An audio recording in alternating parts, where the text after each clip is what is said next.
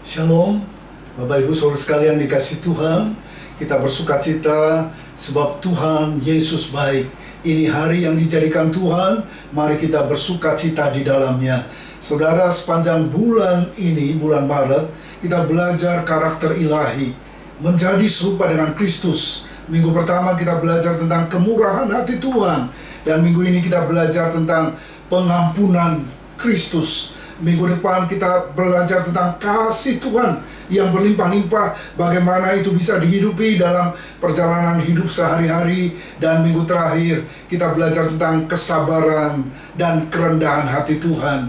Saudara, pengampunan adalah karya Tuhan yang dahsyat, dan kiranya kita boleh mengalami kasih dan pengampunan Tuhan sepanjang hari umur hidup kita. Bersama-sama kita satukan hati di dalam doa. Ya Tuhan, ya Allah kami, Bapa yang rahmani dan rahimi, yang panjang sabar dan penuh dengan belas kasihan ilahi, kami bersyukuri karya-Mu yang ajaib, yang sudah mengampuni segala dosa dan pelanggaran kami, dan memberikan kepada kami anugerah keselamatan, anugerah hidup yang kekal, dan menjadikan kami anak-anak Bapa di sorga. Terima kasih Tuhan, kami berdoa supaya roh kasih Tuhan mengalir dalam hidup kami. Dari situ juga mengalir pengampunan, sehingga tidak ada seorang pun di antara kami yang hidup dalam dendam, kepahitan, kebencian, dan luka batin. Roh Tuhan adalah roh yang memulihkan. Terima kasih Bapa, kiranya kebenaran firman sungguh-sungguh memerdekakan kami, membebaskan kami, melepaskan kami dari segala ikatan-ikatan, kuasa kegelapan, kuasa dosa, dan kami boleh hidup bagi kemuliaan Tuhan, dan hidup menyenangkan hati Tuhan. Di dalam nama Yesus Kristus, firman Allah yang hidup dan berkuasa, kami bersyukur, berfirmanlah ya Tuhan, karena kami siap mendengarkan suara roh-Mu. Dalam nama Yesus, haleluya, amin, amin. Puji Tuhan, saudara yang kasih Tuhan, kita bersyukur dari kecil kita mendengar cerita, Yes, Jesus love me. Ya, Tuhan mengasihi kita. Dan salah satu bukti kasih yang terbesar ialah Tuhan memberikan pengampunan. Nah, apa yang dimaksud dengan pengampunan? Kamus Besar Bahasa Indonesia mengatakan, pengampunan itu pembebasan dari segala tuntutan karena melakukan kesalahan atau kekeliruan. Ketika seseorang memberikan maaf, pengampunan, berarti dia membebaskan dari hukuman dan tuntutan apapun juga. Itulah makna pengampunan. Dan kita bersyukur di dalam Kristus, kita mengetahui bahwa sumber pengampunan adalah Tuhan sendiri. Dan Allah yang adalah kasih melimpahkan pengampunan yang tercurah begitu dahsyat atas dosa-dosa manusia.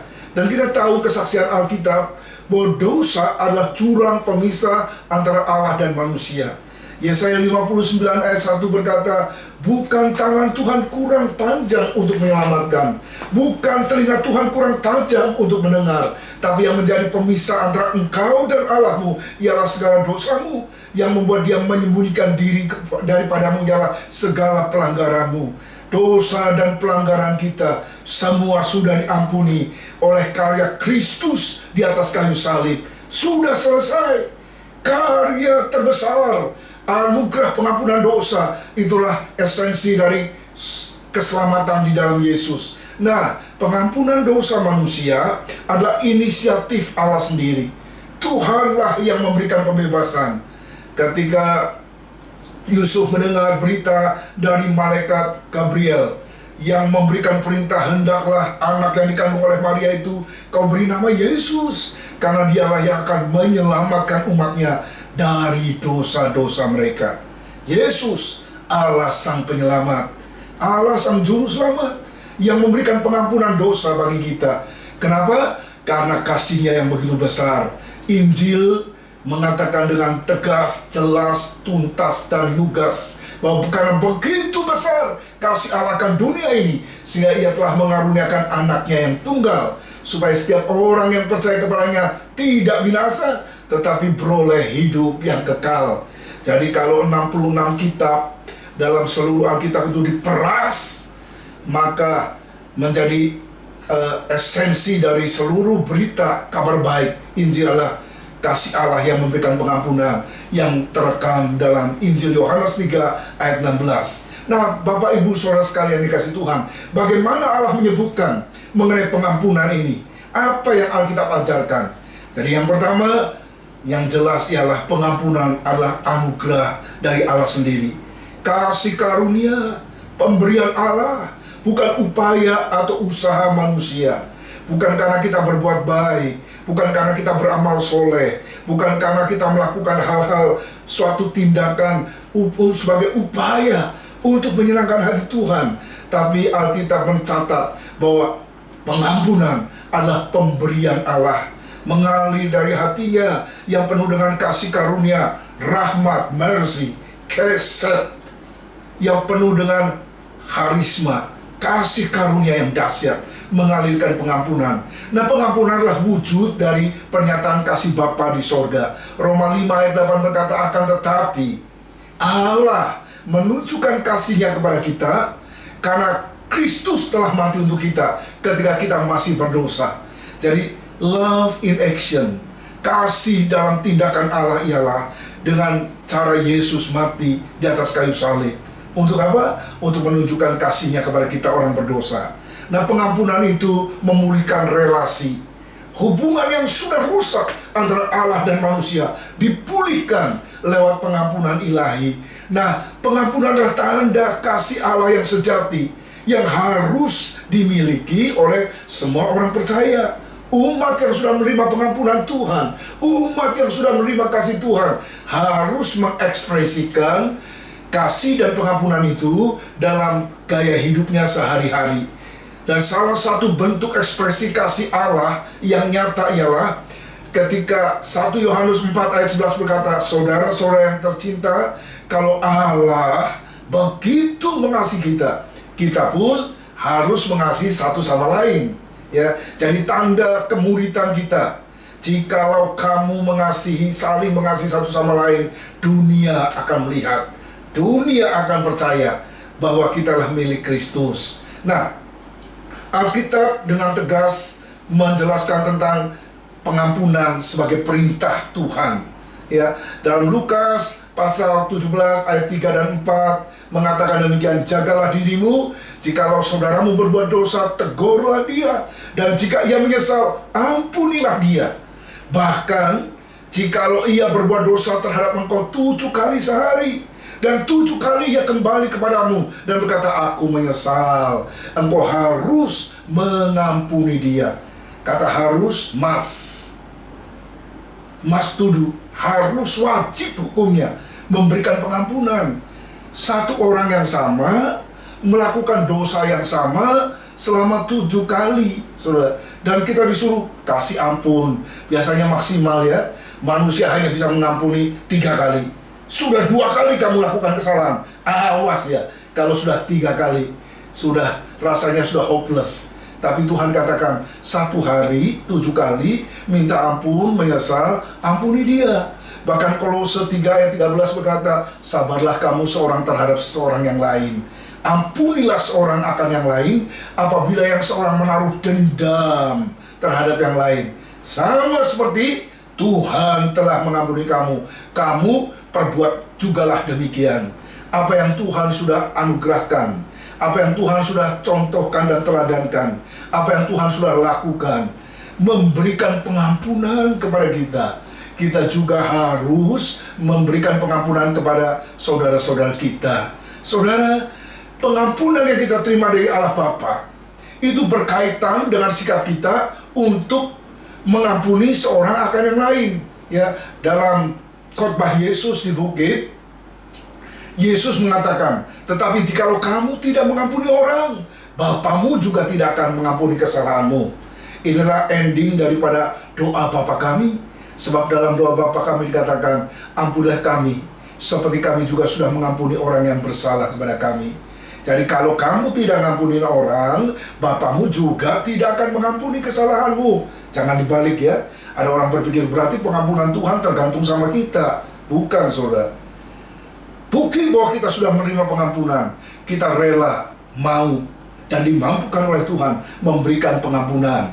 Nah, selanjutnya dalam Matius 16 ayat 18 dikatakan, supaya jangan dilihat orang bahwa engkau sedang berpuasa, melainkan hanya oleh Bapamu yang ada di tempat sembunyi, maka Bapamu yang melihat di tempat sembunyi akan membalas kepadamu. Jadi motivasi dari ibadah kita, doa kita, pengampunan kita itu ada dalam hati. Tuhan melihat apa yang ada dalam hati, ya, termasuk kemauan, kerinduan, ketaatan untuk melepaskan pengampunan. Jangan seperti yang ditulis dalam kitab Matius, ya. Ada seorang yang berhutang 10.000 talenta. Karena dia berkata, minta waktu bukan minta pembebasan. Tapi tergeraklah tuannya itu, raja itu dengan belas kasihan, maka hutang 10.000 talenta dibebaskan, dilunaskan. 10.000 talenta. Satu talenta adalah 6.000 dinar, upah kerja 20 tahun. Jadi kalau 10.000 talenta kali 20 tahun, 200.000 tahun kerja, ya. Semua 200.000 tahun kerja itu artinya pengampunan Tuhan tanpa batas, unlimited, ya. 200.000 tahun dilunasin. Harusnya dia bersyukur, harusnya dia sungguh-sungguh bersyukur. Kalau enggak, dibayar dengan istri dan anak-anaknya, dengan seluruh hartanya pun nggak bisa, saudara. Tapi karena rajanya bermurah hati, karena kemurahan hati Tuhan, segala dosa-dosa kita diampuni. Tapi tidak demikian dengan hamba ini. Begitu dia keluar, dia ketemu sama temannya yang hutang 100 dinar, cuma upah 3 bulan kerja. Temannya itu juga mengucapkan kalimat yang sama, minta waktu. Tapi apa yang dilakukan oleh orang ini? Dia langsung pegang itu leher temannya itu.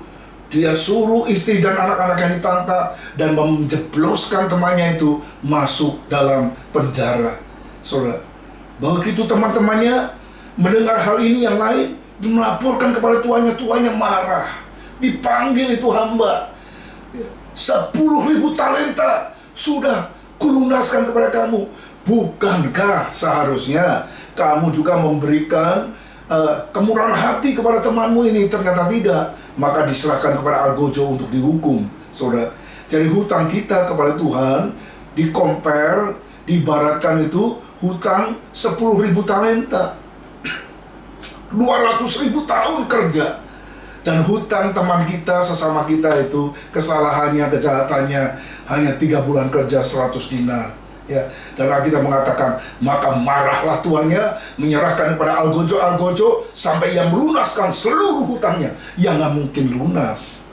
Maka Bapakku yang di sorga akan berbuat demikian juga terhadap kamu, apabila kamu masing-masing tidak mau mengampuni saudaramu dengan segenap hatimu.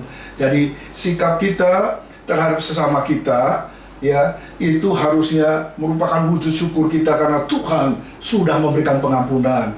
Sama seperti kasih, pengampunan juga harus mengalir dari hati dan harus selalu terus-menerus, ya. Bapakku yang di sorga akan berbuat demikian juga terhadap kamu, apabila kamu masing-masing tidak mengampuni dengan segenap hati. Jadi jangan mengampuni dengan separuh hati.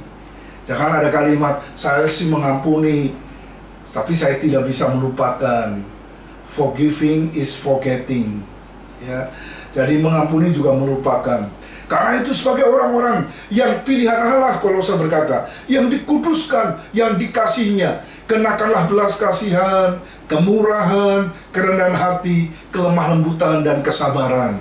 Sabarlah kamu seorang terhadap yang lain, dan ampunilah seorang akan yang lain, apabila yang seorang menaruh dendam terhadap yang lain. Sama seperti siapa? Seperti Tuhan sudah mengampuni kamu, kamu perbuat jugalah demikian.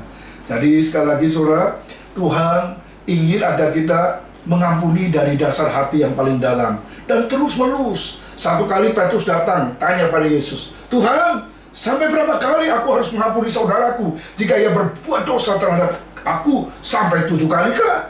Nah, 7 dalam budaya Ibrani, ya, itu angka sempurna. Dunia diciptakan dalam 7 hari. Jadi angka 7 itu udah sempurna, itu pengampunan yang maksimal, ya, 7 kali. Jadi Petrus berkata, sampai 7 kali kah? Yesus berkata kepadanya, bukan. Aku berkata kepadamu, bukan sampai 7 kali, melainkan sampai 70 kali 7 kali. Bukan 70 kali 7, bukan. 70 kali 7 kali. Kalau 70 kali 7 ya 490 kali. Tapi kalau 70 kali 7 kali artinya setiap kali. Kapanpun setiap kali.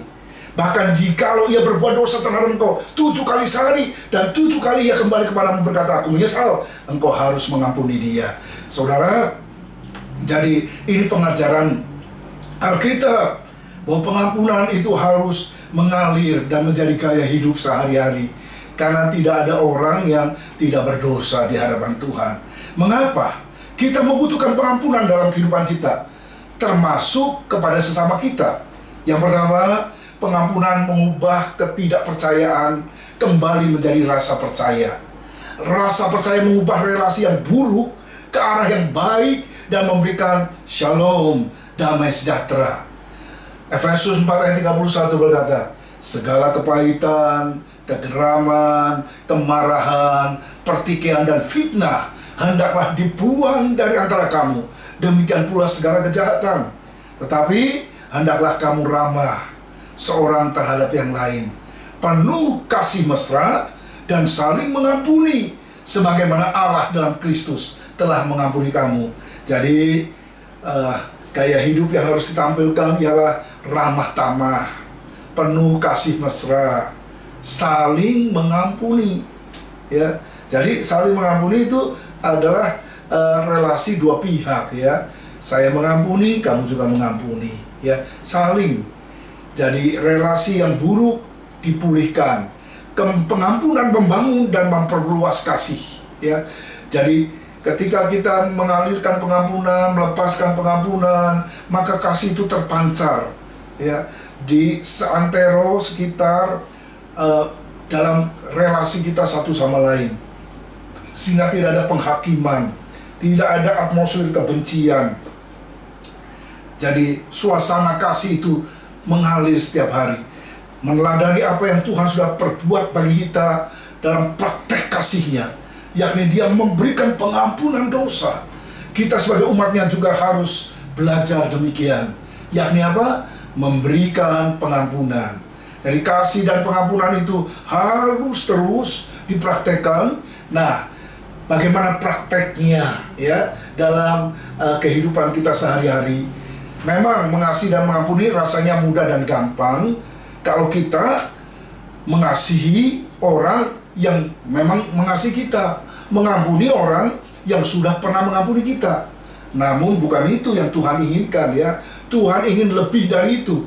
Jikalau kamu hanya mengasihi orang yang mengasihi kamu, apa jasamu? Karena orang-orang berdosa pun mengasihi juga orang-orang yang mengasihi mereka, ya. Tetapi kepada kamu yang mendengarkan aku, ini tuntutan baru, ya, level yang baru. Ini target yang baru. Kasihilah musuhmu, berbuat baiklah kepada orang yang membenci kamu, mintalah berkat bagi orang yang mengutuk kamu, berdoalah bagi orang yang mencaci kamu. Barang siapa menampar pipimu yang satu, berikanlah juga kepadamu pipinya yang lain, pipimu yang lain. Dan barang siapa mengambil jubahmu, biarkanlah juga ia mengambil bajumu. Extra mile, ya. Jadi ini hukum keemasan, golden rule. Orang minta 1 mile, kita kasih 2 mile. Orang pukul 1 pipi, kita kasih 2 pipi. Orang ambil jubah, kita kasih baju, ya. Memberikan double blessing, 2 kali lipat, ya. Tetapi kamu kasihlah musuhmu, berbuatlah baik pada mereka, pinjamkan dengan tidak mengharapkan balasan. Nah, ini upah dan pahala yang dahsyat. Upahmu akan besar. Kamu akan menjadi anak-anak Allah yang maha tinggi, sebab Ia baik terhadap orang yang tidak tahu berterima kasih dan terhadap orang-orang jahat. Jadi ada pahala ketika kita berjalan dalam kasih dan pengampunan.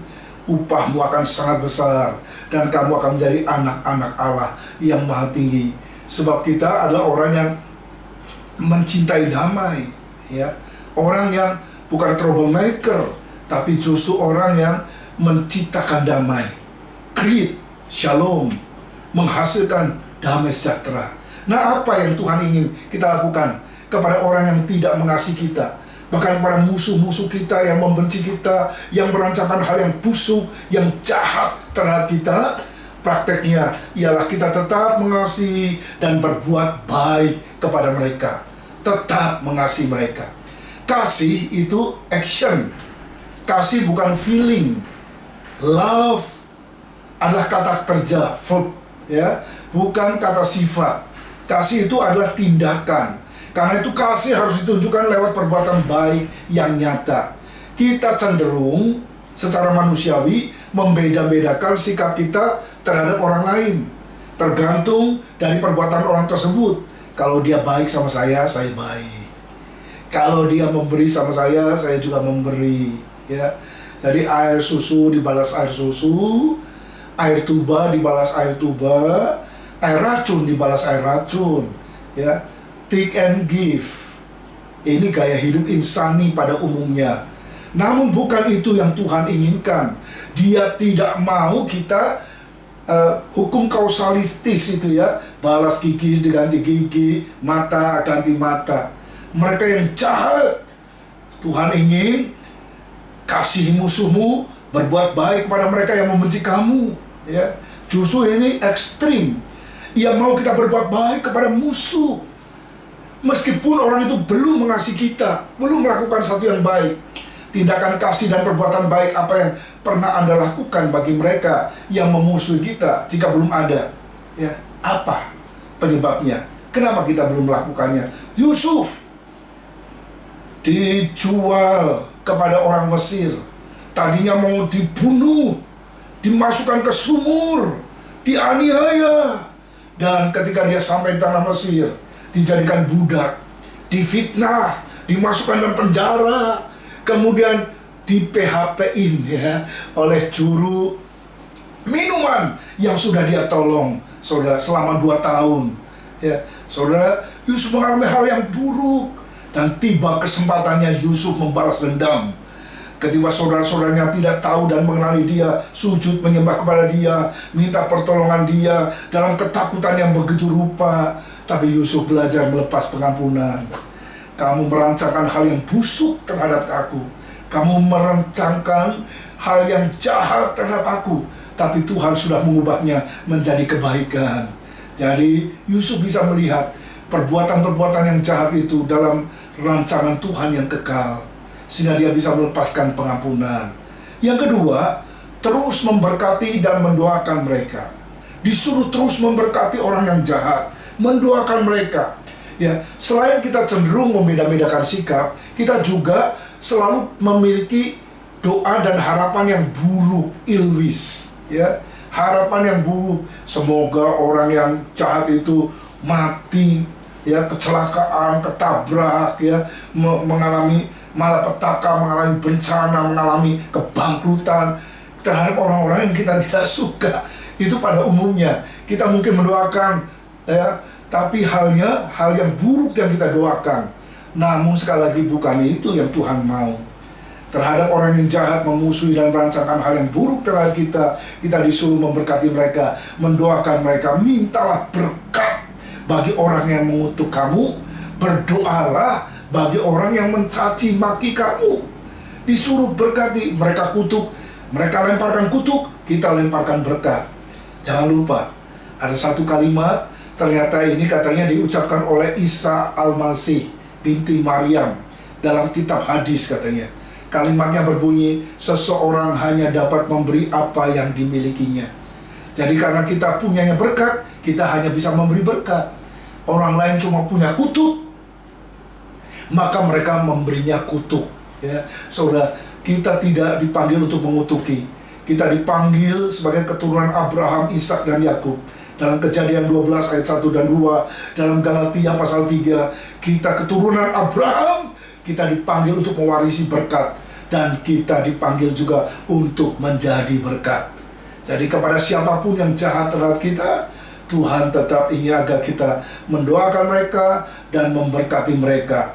Yang terbaik bagi orang yang jahat, yang sudah merancangkan hal yang busuk terhadap kita, yang melakukan karakter assassination, yang melakukan bullying kepada kita. Tuhan tetap ingin kita berbuat baik dan tentunya Bukan hanya memberkati dan mendoakan mereka, lepaskan pengampunan.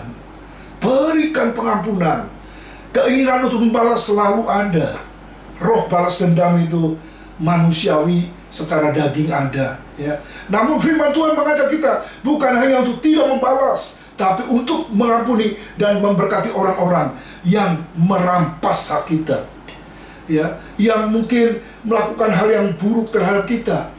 Dan ketika hak kita dilanggar, rasanya mau balas dendam, mau merebut dan mengambil kembali. Tapi sekali lagi, Tuhan ingin agar kita rilis pengampunan, forgiven, memberikan pengampunan. Barang siapa menampar pipimu yang satu, katanya firman Tuhan, berikanlah juga kepada pipimu yang lain. Barang siapa mengambil jubahmu, biarkan juga ia mengambil bajumu. Jadi memberi lebih dari apa yang diharapkan, ya.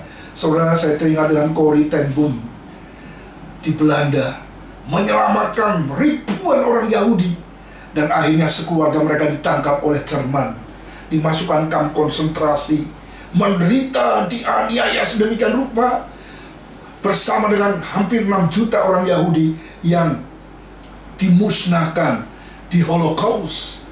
Tapi Corrie ten Boom ini tetap dekat dan mengalami Tuhan. Secara manusiawi dia berontak, dia marah, ya. Tiap hari dia makan kentang busuk, telur busuk, roti yang sudah basi, itu yang diberikan kepada tawanan. Dan yang paling mengerikan, karena ini tawanan perempuan semua, itu sipir-sipir penjara suka melecehkan mereka, menelanjangi mereka, melakukan hal-hal yang tidak etis, ya, yang menyakiti para perempuan-perempuan tersebut. Nah, saudara kasih Tuhan, sampai akhirnya adik kandungnya namanya Betsy tidak sanggup, tidak kuat, dan meninggal di penjara. Dendam, kepahitan, kebencian luar biasa menumpuk, ya. Dia ingat terus wajah sipir penjara itu yang sudah memperlakukan adiknya Betsy, ya, dan tidak pernah bisa melupakannya. Dan apa yang terjadi? Karena dia terus-menerus mohon ampun pada Tuhan dan menjalin relasi dengan Tuhan dengan cara yang ajaib, dengan cara mujizat, Tuhan membebaskan Corrie ten Boom dari penjara Holocaust, dan akhirnya dia keliling dunia menyaksikan karya dahsyat Tuhan. Termasuk dia datang ke Indonesia juga, ke gereja-gereja. Dia bersaksi bagaimana di penjara Tuhan menyertai dia, memberikan kekuatan, memberikan pertolongan, dan bahkan memberikan mujizat. Satu kali ketika dia sedang bersaksi di sebuah gereja di Jerman, selesai ibadah, kemudian dia berdiri di depan untuk berjabat tangan dengan para jemaah. Tiba-tiba dia kaget. Di antara jemaah tersebut ternyata ada sipir penjara yang pernah menyiksa dia di penjara, yang pernah melakukan pelecehan, yang mengakibatkan adiknya Betsy mati, ya. Saudara, apa yang terjadi? Kebencian itu mulai mengalir, mendidih, hatinya panas, dan itu dari hati langsung naik ke atas. Maka apa yang terjadi? Tiba-tiba tangannya langsung kaku. Dia mengalami stroke mendadak, ya. Tangannya nggak bisa bergerak, benci. Tuhan berkata dalam rohnya, ampuni dia, ampuni dia. Dia bilang, nggak bisa Tuhan, nggak bisa Tuhan, nggak bisa. Dia jahat, kebencian. Tapi akhirnya Corrie ten Boom menyerah. Tuhan, aku nggak sanggup mengampuni dia. Tapi kalau kau mau, aku mengampuni, aku taat. Tiba-tiba, saudara, dari kepalanya mengalir sesuatu yang hangat, menjamah, turun ke pundaknya, ke tangannya, dan akhirnya tiba-tiba yang kaku tadi, yang nggak bisa terangkat, tangannya mulai terangkat, dan dia mulai menjabat sipir yang jahat tersebut. Dia lepaskan pengampunan yang luar biasa. Dan saudara, kuasa pengampunan mengalir. Kenapa? Roma 5 ayat 5 berkata, kasih Allah sudah dicurahkan dalam hati kita. Saudara, kita bersyukur hari ini kalau ada yang masih mengalami kepahitan, dendam, kebencian, luka batin, saudara, trauma, masa lalu yang menimbulkan luka terus, yang membuat gambar diri rusak, yang terus setiap kali ingat benci, setiap kali ingat dendam, setiap kali ingat merasakan suatu tekanan dalam hati. Hari ini izinkan kasih Tuhan yang dahsyat limpah dalam hidup saudara. Kasih Allah sudah dicurahkan, kasih Allah sudah dilimpahkan, dan kasih Tuhan itu yang akan mengalir melalui hidup kita, sehingga kita bisa mengalirkan kasih dan pengampunan yang dari Tuhan. Dan kita bersyukur ketika Tuhan memerintahkan kita untuk berbuat baik, mendoakan, memberkati musuh-musuh kita.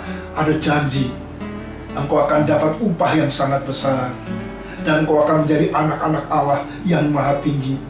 Sebab Bapamu murah hati, engkau harus seperti Bapamu yang murah hati. Upah yang dahsyat.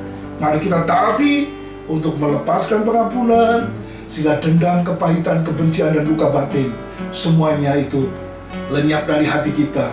Kasih Tuhan seperti samudra yang luas, kasih Tuhan seperti tsunami yang dahsyat, menghanyutkan segala dendam, kepahitan, kebencian, dan luka hati, sehingga hati kita dipenuhi dengan kasih Tuhan, dan pengampunan dari Tuhan mengalir. Saudara, kalau ada luka dalam hati kita, itu menghambat berkat Tuhan tercurah, menyumbat berkat Tuhan mengalir dalam hidup kita. Izinkan kasih-Nya memenuhi hati kita. Tuhan Yesus memberkati. Amin. Bersama-sama kita berdoa.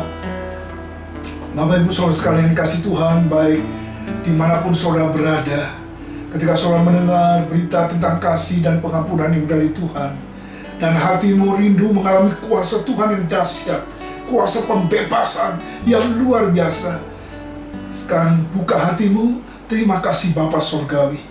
Orang-orang yang menyakitimu biasanya bukan orang-orang yang jauh darimu. Mungkin mereka adalah ayahmu, ibumu, pamanmu, orang-orang yang dekat denganmu yang pernah melakukan pelecehan-pelecehan secara seksual, secara tindakan-tindakan yang jahat terhadapmu, melakukan rancangan-rancangan yang busuk terhadap kamu, teman-teman dekatmu yang mengkhianatimu. Hari-hari ini, saudara yang kasih Tuhan, izinkan kasih Tuhan mengalir, memenuhkan hatimu, sehingga engkau bisa mengalirkan kasih dan pengampunan. Setiap kita yang rindu kuasa mujizat pengampunan, bahkan kesembuhan ilahi, bagi yang mengalami kepahitan hati, luka hati, segala penyakitmu disembuhkan kalau kau mau melepaskan pengampunan ilahi, bukan dengan kemampuanmu seperti Korintus belum alami, tapi dengan kemauanmu, dan Tuhan memampukanmu dengan kasih-Nya yang dahsyat. Setiap orang yang rindu, mari buka hati dan angkat tanganmu. Engkau hadir dengan kasih-Mu yang dahsyat ya Tuhan. Engkau menilik setiap anak-anak-Mu yang mendengarkan berita Injil yang ajaib tentang kasih dan pengampunan ilahi yang sudah dicurahkan untuk pengampunan dosa umat manusia. Dan setiap kami yang menerima rahmat Tuhan, kami adalah orang-orang yang sudah diampuni dari hukuman neraka yang kekal. Kami sudah diampuni, dan kami sudah memperoleh jaminan keselamatan surga rumah Bapa. Kami dipulihkan relasi kami dengan Tuhan. Engkau adalah Bapa kami yang maha baik. Tuhan, Kau tahu hati kami yang kecewa, yang pahit, yang terluka, yang mengalami dendam, kebencian. Hari ini semuanya kami letakkan di bawah kaki salib-Mu, dan gantikan dengan kasih yang mengalir kepada orang-orang jahat yang sudah melakukan hal yang busuk terhadap kami, yang sudah mengkhianati kami, yang sudah melakukan hal-hal yang buruk dan merancangkan hal-hal yang jahat dalam hidup kami. Kami ampuni mereka. Kami ampuni mereka dalam nama Yesus. Dalam hatimu sebut nama mereka masing-masing. Sebut dalam nama Yesus. Bayangkan wajahnya. Lepaskan pengampunan dalam nama Yesus. Sebagaimana Bapa mengasihimu dan mengampuni, Engkau juga mengasihi dan mengampuni dalam nama Yesus. Kami meyakini janji firman-Mu, berbahagialah orang-orang yang dosanya tidak diperhitungkan Tuhan. Sebab sejauh timur dari barat, Engkau sudah membuang dosa-dosa kami. Engkau tidak mengingat-ingat lagi pelanggaran kami ya Tuhan. Dalam nama Yesus, kiranya pengampunan ilahi terus mengalir dengan dahsyat, menghanyutkan segala dendam, kebencian, dan kepahitan. Dan kami hidup dalam sungai kasih dan pengampunan ilahi. Terima kasih Tuhan, kami percaya setiap kami sudah dijamah dan dipulihkan dengan kasih Bapa Surgawi. Kami tidak mau lagi memelihara kebencian. Kami buang dan lepaskan. kami ganti dengan kasih Bapa yang dahsyat. Bagimu segala kemuliaan terus menerus tinggal dalam hidup kami ya Tuhan. Dalam nama Yesus, kekasih jiwa kami sudah berdoa dan bersyukur. Haleluya. Amin.